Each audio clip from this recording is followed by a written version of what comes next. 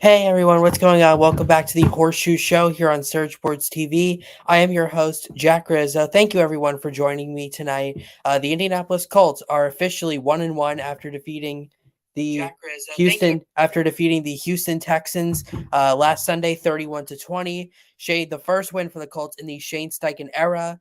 Um, Great win. Watch the whole game. It was great to see the Colts get back in the win column. It's been almost a full calendar year since the last time the Indianapolis Colts won a football game in the regular season.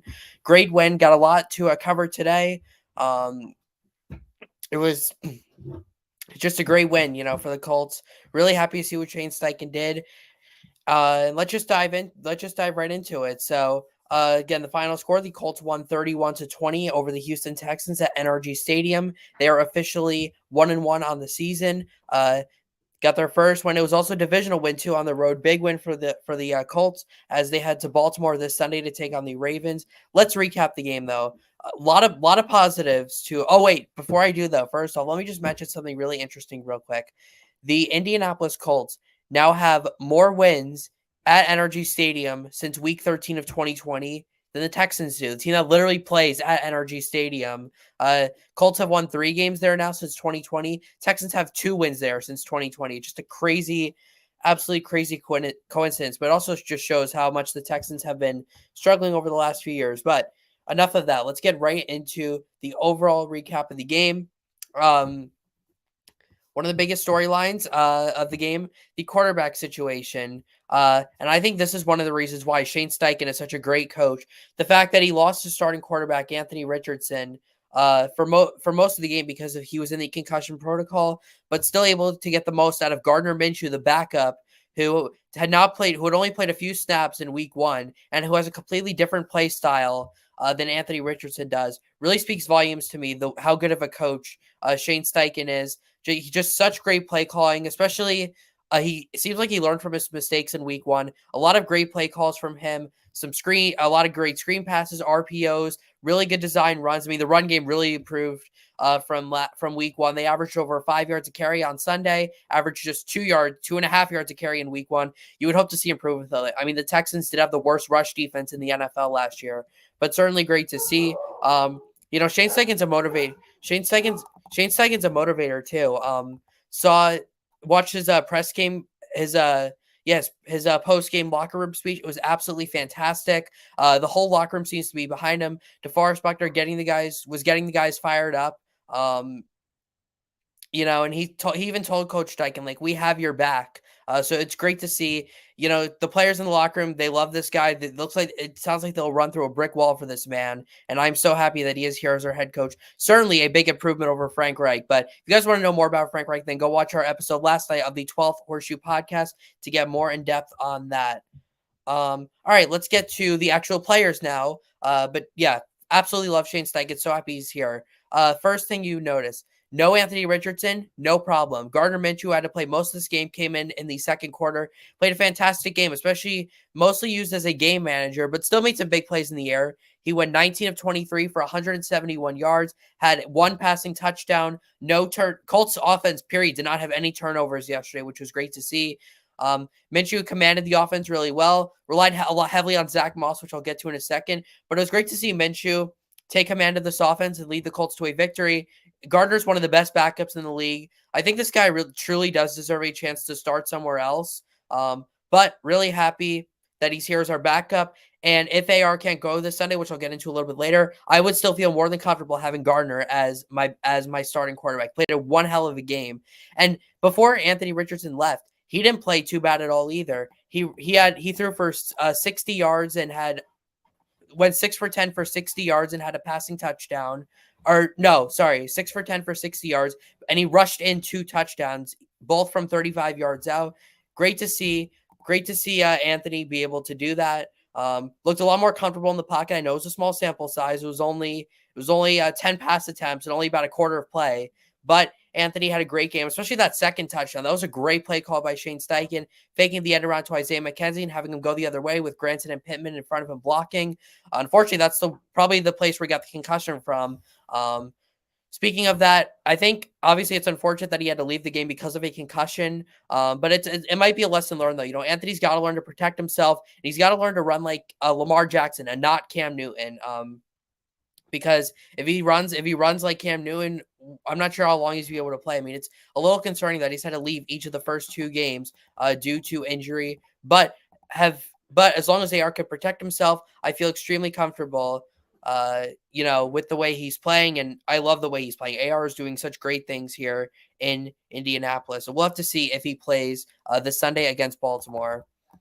Also, Zach Moss, anyone? What a game that man had after missing week one because of a broken arm. Rushed for 88 yards and had a touchdown, averaged almost 5 yards a carry, over 100 total yards for the game. Had some great runs, especially down the stretch where we were trying to close it out. Really physical guy. Can get involved in the passing game if you need him to, but he's just a really good physical runner. I honestly think he can take over the number one running back role in this offense. Even, if we decide to trade away Jonathan Taylor, or if Jonathan Taylor does not come back by week 5, which it seems like a lot of people in the Colts organization are hoping that is the case. But if it's not, I love the way Zach Moss played last week against Houston, and even the game before in week 18 of 2022, also against Houston. He had one hell of a game there as well. Really happy with the way Zach Moss is playing. He also played 55 of 56 snaps on Sunday. That's a 98% snap count. That is unheard of for running backs in this day and age. But love the way he played.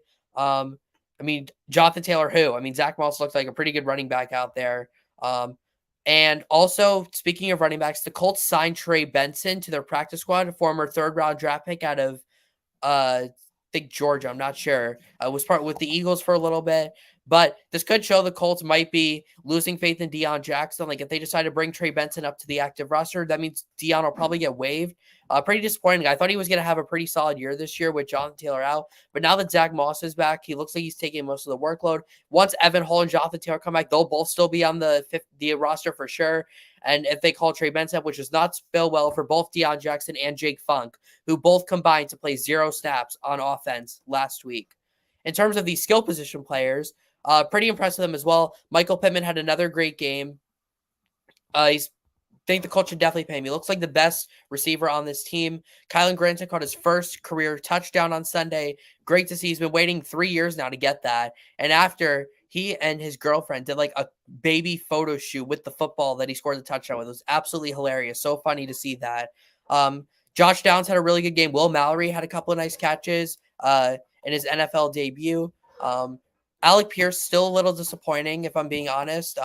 But still really happy with the way all these skill position guys are playing, especially Pittman, Downs, and Mallory in the case of Sunday. Once Jelani Woods, and it's crazy how good our skill position players are playing, even though we don't have Jelani Woods nor Jonathan Taylor back yet. Imagine what happens when we get them both back, how much better this offense will be.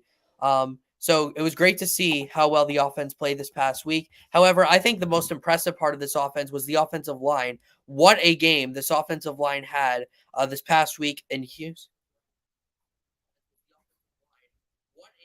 Yeah, what a game they had in Houston this past week. Did not allow a sack on offense. Open running lanes open all day long. Zach Moss did a great job finding those holes. And I kind of want to go through each of these linemen individually. Bernard Raymond really improved the second half of last year. He is taking it to another level this year. He is currently PFF's 7th highest graded left tackle to start the season. In his last 5 games, he has only allowed 9 quarterback pressures and only 1 quarterback hit, not even a sack. He is developing into a very, very good left tackle, and he looks like he's going to be the long-term replacement for Anthony Costanzo that we've been searching for such a long time.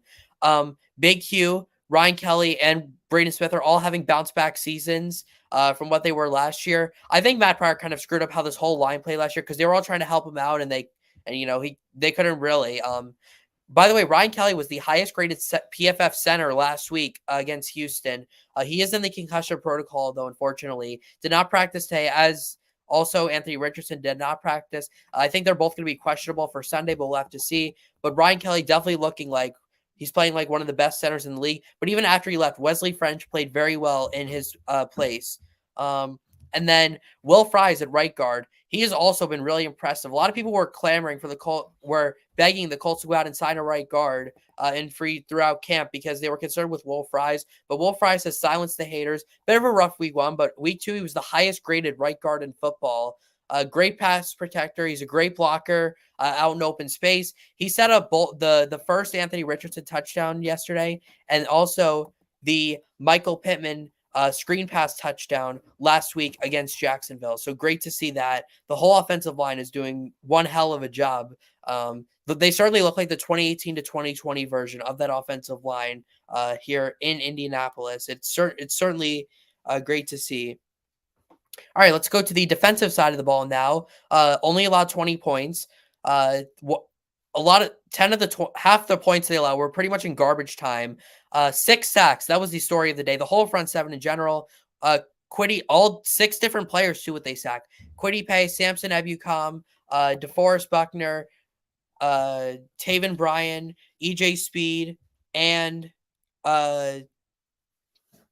Jacob Martin all got home for a sack last week. It was great to see that for sure. Dio Dangbo had a forced fumble early in the game that was recovered by Quiddy Pay that set up the second Anthony Richardson touchdown. DeForest Buckner and Grover Stewart continue to look like the best defensive tackle duo in football. Certainly great to see out of them. They just continue dominating the run game. They've pretty much given up nothing in the running game each of the first 2 weeks in football. It's going to be a bit more of a challenge with the Ravens rushing attack this week, but we'll have to see on that. But I think that's why the Colts sort of match up well with the Ravens. The Colts might have the best linebacker room in football. EJ Speed, Zaire Franklin, Shaq Leonard, all playing extremely well. It's crazy how Shaq Leonard is playing probably the least significant out of these 3, but he's still playing really well. This linebacker room is right up there with the 49ers, and you could argue it is the best. This front seven is going to be the reason why we win as many games as we did. They were a huge part last week, and when we can get 6 sacks on defense and not give up 1 on offense, that is the recipe for success, for sure. In terms of the secondary, certainly a struggle for them. Darrell Baker, I think, actually got benched at the end of the game. CJ Stroud lit up the secondary, threw for almost 400 yards. I know a lot of it came in garbage time, but even before then, the Colts were still struggling to stop this CJ Stroud offense. It was mainly the sacks that allowed the Colts to help them succeed on defense. Honestly, I would not be surprised if they add a veteran cornerback at some point, or if they decide to activate Juju Brents and make him a starter, because the secondary is certainly struggling. And now they have to go on the road and face the Ravens and Lamar Jackson, who have a much more balanced offense than the Texans do. So it's certainly going to be a bit of a challenge. In terms of special teams, not really a lot here. Matt Gay having a pretty good start to the season. He is 7 of 7 on extra point attempts. Made his first field goal as a Colt against Houston. 42-yard shot. Rigoberto Sanchez, really good game, 220 yards on 5 punts, 44 yards per attempt. Dallas Flowers, funny enough, both the kick returns he had, he fair caught both of them. So really interesting to see that. But yeah, it was just an overall team performance from the Colts, a really clean game from them, and really happy to see the way they performed. And in terms of the players that I thought stood out overall, I kind of mentioned how each of these guys did, so I'm just going to list the names. Gardner Minshew, Anthony Richardson, so I have both of them, the quarterbacks in general, Zach Moss, Michael Pittman, Will Mallory, Kylan Granson, and also the whole offensive and defensive lines. They both played out of their minds this past Sunday. All right, let's preview their Week 3 matchup. The Colts are heading to Baltimore this Sunday to take on the Ravens at M&T Bank Stadium. It is a 1 p.m. kickoff on CBS, the first time the Colts are playing on CBS this year, with Beth Mullins being the play-by-play announcer for the game, in case you guys were wondering. The Ravens are currently a 7.5-point favorite at home. Not really that surprising. I mean, this is one of the best teams in the AFC, a team that a lot of people, including myself, are really high on. They've looked really good the first 2 weeks. They just went into Cincinnati and beat the Bengals. One thing to keep in mind, though, the Ravens are pretty banged up. They have a lot of injuries on this team. Justice Hill, OBJ, both did not practice today because of injuries. They're also missing Tyler Linderbaum, Marcus Williams, Ronnie Stanley, J.K. Dobbins is out for the year. There are a lot of injuries to monitor on this Ravens team, but I still think they're going to be really good this year, and I certainly think they have the edge over the Colts. Remember the last time the Colts played the Ravens in 2021? Lamar lit us up and led a great comeback down by 16 to beat the Colts in overtime. And now that the Ravens have a much stronger receiver group than they did the last time we played them, it might not spoil well for the Colts. The pass rush is going to have to do everything they can this Sunday, because if Lamar gets time to sit in the pocket, this secondary is going to get picked apart. They also have to figure out a way to contain Lamar Jackson, because unlike C.J. Stroud, Lamar Jackson uses his legs quite frequently. So the Colts have to prepare for the dual threat offense of the Baltimore Ravens. This is why I think this might be the toughest matchup on the Colts schedule all season. The Ravens looking really good. They are 2-0, one of the best teams in the AFC for sure. But I like the way the Colts. I think the Colts have some match up pretty well, especially because the Ravens are a rush heavy team, and the Colts rush defense has been stellar. But at the end of the day, the Ravens are clearly the better team. It's gonna be interesting though because Anthony Richardson is in the concussion protocol. He right now I guess will be listed as questionable for this game. I believe he has to practice tomorrow if he wants a chance to get cleared. So he did not practice today, which was expected. The same goes for Ryan Kelly too. They have to practice tomorrow if they want a chance of getting cleared. If they don't practice tomorrow, then they're almost certainly out for this Sunday's game. But with the way Gardner Minshew played, if Anthony Richardson needs more time to heal, I think we should give him as much time, get him ready for week 4. It's still early in the season. It's his rookie year. We don't really have playoff expectations this year, so there really is no need to rush AR back. Gardner Minshew did a great job commanding this offense. And if he has the overall better week of practice and is more ready for the Ravens, then I say let him start. Again, it doesn't matter. It's always the next man up mentality and trying to go 1-0 every week. So regardless of that, it'll be interesting to see who plays. Although I like both these quarterbacks. So whoever plays, I feel pretty confident about that. We're going to get at least solid quarterback play of.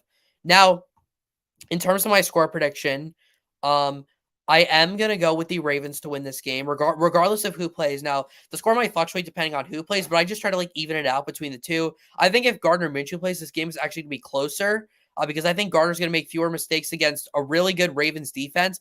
Rookie quarterbacks usually tend to struggle against fantastic defenses. Gardner's a veteran. He's played before. He's had some great games in his career. And again, I truly think that he could be a starter in this league. But I think Lamar Jackson, the Ravens rushing attack is just going to be too much for the Colts. I've got the Ravens winning this one 30-20. I know that doesn't really sound like a close game, but I think the Ravens will probably get a touchdown near the end of the game to put this game away. They'll be up maybe 23-20 with a minute remaining, and then on a 3rd and goal at the 1, they'll punch it in and make it look like a 10-point win in a blowout. But I think the Colts are going to play well. I mean, we always do play our best games against the best teams anyways. I mean, that's just how Colts football is. But I think the Ravens are going to win on Sunday. Although I hope I'm wrong. I really hope the Colts can pull it out. And being 2-1 would be huge, especially in a wide open division. I mean, I know the Jags are really good, but I know they lost to the Chiefs, but they did look pretty vulnerable. I mean, their offense did not play really that well. And honestly, they struggled at times against the Colts as well last week. Our offense just struggled as much, which is why we lost that game. But yeah, that's pretty much going to do it, guys. Really, really quick episode today. Wanted to make it as quick as possible. But again, really impressed with the way the Colts played this past Sunday. I cannot wait to see them against Baltimore, against a really tough opponent, a game that nobody's really giving us a chance to, but I think we're going to go out there and show what we're made of, even if we don't win the game. I don't think we have to win this Sunday for it to be a win, if you guys know what I mean.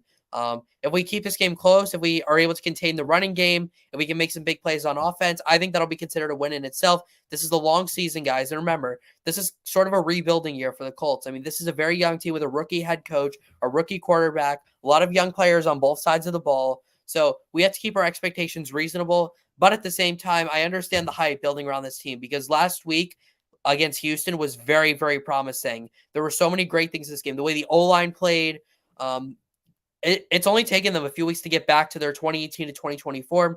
We can thank Tony Sparano Jr., Shane Steichen as well. I mean, I think they both had a big impact on how this O-line is played. I think Jim Bob Cooter's doing a great job as the offensive coordinator. And this guy Shane Steichen, man, he just knows football. He's gotten it done with quarterbacks with completely different play styles, from Phillip Rivers to Justin Herbert to Jalen Hurts to Anthony Richardson. I mean, those are all guys.